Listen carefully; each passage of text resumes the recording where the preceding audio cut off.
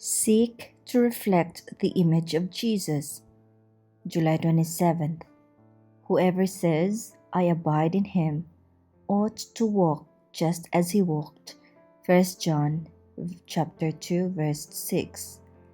What surpassing love and condescension that when we had no claim on divine mercy, Christ was willing to undertake our redemption.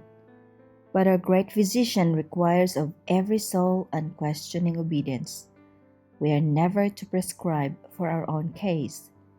Christ must have the entire control of our will and action, or he will not undertake in our behalf.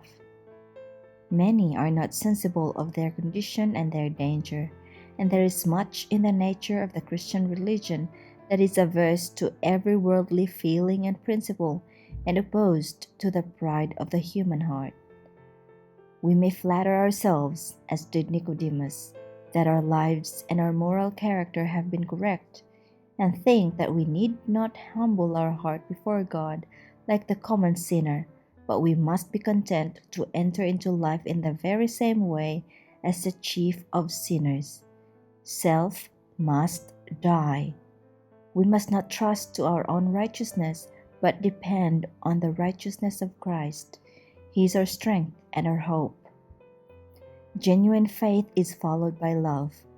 Love that is manifested in the home, in society, and in all the relations of life. Love which smooths away difficulties and lifts us above the disagreeable trifles that Satan places in our way to annoy us. And love will be followed by obedience. All the powers and the passions of the converted person are brought under the control of Christ. His Spirit is a renewing power, transforming to the divine image all who will receive it.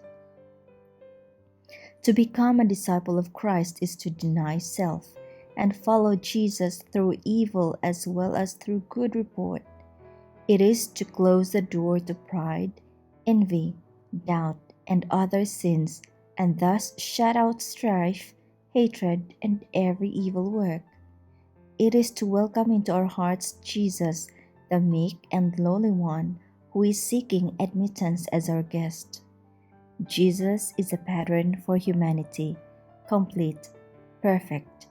He proposes to make us like himself, true in every purpose, feeling, and thought, true in heart, soul, and life.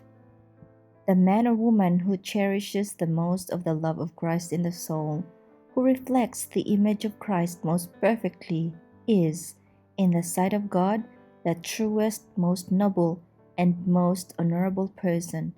But those who have not the Spirit of Christ are none of his.